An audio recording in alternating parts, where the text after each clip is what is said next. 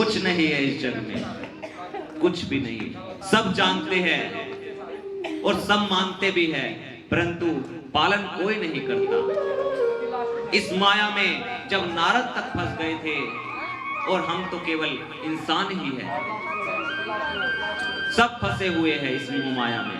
परंतु मोह माया के रहते हुए अवश्य कुछ ऐसे कर्म कीजिए जिससे कि जब ये घड़ा फूटने के हुए और वो यमराज पूछे कि क्या किया है, तब इस गठड़ी को खोल के इस रामचरित रूपी इस अमृत को पान करा दिया जाए कि ये धन मैं कमा करके लेके आया हूं और सब यही रह जाएगा, केवल ये श्री राम धन ही जाएगा।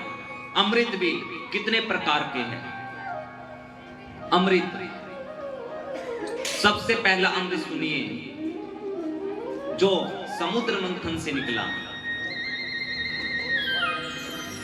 सबसे पहला अमृत देवताओं को मिला, जिसमें राहु ने भी राक्षस का रूप, राक्षस था राहु, उसने देवताओं की पंक्ति में खड़े होकर के अमृत का पान कर लिया।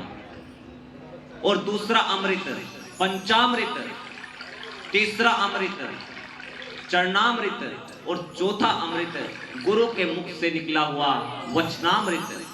और पांचवा अमृत सुनिए, ये राम कथा अमृत। अगर इस अमृत का पान कर लिया तो ये सोचो कि वो अवस्था में तड़पोगे नहीं।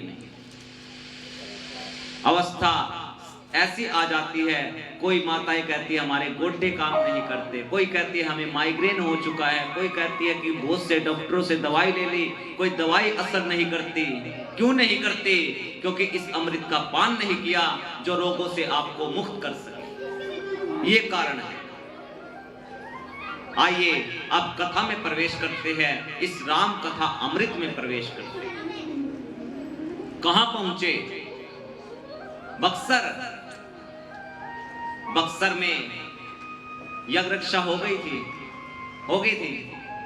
कौन कौन मारे थे? कौन मारा था? मारीच नहीं मारा, सुबाहु को मारा था अग्निबाण से। मारीच को बिना फर वाला बाण मारा था, जिसके कारण वो मारीच 100 योजन दूर जाकर के गिरा था। यज्ञ रक्षा हो गई, यहां पर विश्राम करते हैं। देखिए राम जी को विश्वामित्र जी क्या कह करके लेकर आए थे, क्या कहा था कि यज्ञ रक्षा, अब यज्ञ रक्षा तो हो गई। अगर राम जी कहते कि केवल आपने यज्ञ रक्षा के लिए हमें अपने साथ लाए थे तो यज्ञ रक्षा तो हो गई, अब हमें आज्ञा दीजिए। परंतु राम जी ने ऐसा नहीं कहा, क्योंकि पिताजी ने कहा था जो भी आज्ञा गुरुदेव विश्वामित्र जी दे उस आज्ञा का पालन करना। समय बीता, इसी बीच में जनकपुर से दूत आए। क्या लेकर के आए? निमंत्रण लेकर के आए। विश्वामित्र मुनि जी को निमंत्रण दिया। किस चीज का निमंत्रण दिया? कि राजा जनक जी की पुत्री सीता का स्वयंवर है, आप वहां पधारिए। क्या करना है वहां पर? पधार के उस धनुष यज्ञ की शोभा को बढ़ाना है। अब जैसे ही दूत आए, विश्वामित्र मुनि जी ने निमंत्रण को स्वीकार किया और बोले कि अवश्य आएंगे। फिर राम लक्ष्मण को कहा कि धनुष यज्ञ की रचना है जनकपुर, अब एक यज्ञ की रक्षा तो आपने की और दूसरे यज्ञ की जो शोभा है वो आपको साथ लेके उस यज्ञ की शोभा को बढ़ाएंगे। जैसे ही राम जी को बताया, राम जी हर्षित होकर के हाँ करते हैं और हर्षित होकर के मन में यात्रा करते। रामचरितमानस में जहां जहां पर भी राम जी ने यात्रा की, चाहे वो वन की हो, चाहे वो यात्रा धनुष यज्ञ के लिए हो, चाहे वो यात्रा अयोध्या से बक्सर के लिए हो, सब यात्राओं में श्री राम जी हर्षित होकर के करते हैं। और चले मुनि के संग मार्ग में क्या दिखा? एक कुटिया देखी, क्या थी? उजड़ी उजड़ी, उजड़ी हुई थी कुटिया। देखिए, देखने में तो वो कुटिया सुहावन लग रही थी, परंतु पास जाकर जब देखा वो पावन लग रही थी। राम जी ने कहा कि गुरुजी, ये जो कुटिया दिख रही है ये इस प्रकार से लग रही है जैसे किसी मुनि की कुटिया हो। अब जैसे ही राम जी ने ये प्रश्न किया कि ये मुनि की कुटिया हो, परंतु मुझे लग रहा है कि ये तो उजड़ी उजड़ी सी है, कोई रहता नहीं। विश्वामित्र जी ने कहा कि राम जी तुमने सही कहा, ये कुटिया जो है गौतम ऋषि की कुटिया है। जैसे ही बताया गौतम ऋषि की कुटिया है, राम जी ने कहा गुरुजी, ये बीच में शिला कैसी है, ये पत्थर कैसा है? जैसे ही कहा ये पत्थर कैसा है, विश्वामित्र जी बोले अनेकों मनुष्य, अनेकों ऋषि यहां से जाते हैं इस मार्ग से होकर के, परंतु आज तक भी किसी ने इशारा करके ये नहीं पूछा कि ये पत्थर कैसा रखा हुआ है। आपने पूछा राम, मैं बताता हूं। देखिए, श्री रामचरितमानस में गोस्वामी तुलसीदास जी महाराज ने यहाँ पर जो गौतम ऋषि की और अहिल्या की जो कथा है, यहाँ पर ताला लगा दिया उस कथा को। ताला क्यों लगाया? ताला इसलिए लगाया कि किसी के दोष का बखान, ये मर्यादा पुरुषोत्तम श्री राम जी की पावन गाथा, समस्त रामायणों के सार को निचोड़कर श्री रामचरितमानस में रखा। ये गौतम ऋषि की पत्नी है जो श्राप के कारण पत्थर बन गई थी। अब पूछने लगे राम जी कि गौतम ऋषि के श्राप के कारण, हे गुरुजी मुझे कथा सुनाइए। अब कथा सुनाने लग जाते हैं। सुनाऊं आपको कथा, गौतम ऋषि की कथा। बाकी गोस्वामी जी की श्री रामचरितमानस में यहाँ पे ताला लगाया हुआ है इस कथा पे।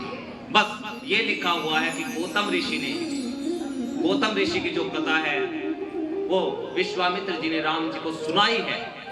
ये नहीं लिखा कि क्या सुनाया है, कौन सी कथा सुनाई है, परंतु मैं आपको बताता हूं, गौतम ऋषि की पत्नी बहुत सुंदर थी, अहिल्या जी। एक बार देवराज इंद्र ने क्या किया, गौतम ऋषि स्नान के लिए गंगा जी गए हुए थे। अहिल्या इतनी सुंदर थी, देवराज इंद्र आकर्षित हो गए और गौतम ऋषि का रूप धारण करके अहिल्या के पास पहुंचे। वहां पर समागम हुआ। जैसे ही गौतम ऋषि पहुंचे, वहां से अपनी पत्नी अहिल्या को और इंद्र को निकलते हुए देखा और अपने वेश में देख करके गौतम ऋषि ने श्राप दे दिया। क्या श्राप दिया? सबसे पहला श्राप अहिल्या को कि तुम पत्थर की बन जाओ। जब त्रेता युग में राम जनकपुर की ओर इस मार्ग से जाएंगे, तब उनके चरणों की रस से तुम अपने पुनः दोबारा उसी शरीर में आ जाओगे। ये श्राप देकर के गौतम ऋषि ने अपनी पत्नी अहिल्या को पत्थर की बना दिया। दूसरा श्राप दिया किसको? इंद्र को। क्या श्राप दिया? श्राप दिया कि तुम्हारे शरीर के अंदर अधो अंग प्रकट हो जाए, और वो अधो अंग जब राम जी दूल्हे स्वरूप में जाएंगे जनवासे से निकल करके, वही अधो अंग नेत्रों में परिवर्तित हो जाएंगे। हजारों अधो अंग इंद्र के शरीर में प्रकट हो गए। ये दो श्राप दिए। तब विश्वामित्र जी कहते हैं कि राम अपने चरणों की रज से इस अहिल्या का उद्धार कीजिए। जैसे ही आज्ञा मिली विश्वामित्र जी की, राम जी ने अपने चरणों की रज से स्पर्श कराया, और जैसे ही स्पर्श हुआ, अहिल्या जी अपने पुनः उसी शरीर में होकर के खड़ी हो गई। और खड़ी होके क्या किया, श्री राम जी के चरणों में लिपट कर गिर गई और क्या कहने लगी, हे प्रभु, मेरे पति ने मुझे श्राप नहीं दिया, क्या किया है, मेरे पति ने तो मेरा उद्धार कर दिया, अगर वो श्राप ना दिए होते तो आपके चरणों की जो ये रज है उसका स्पर्श नहीं हो पाता। और आज तो मैं शंकर जी से भी अपने आप को सौभाग्यशाली मानती हूँ।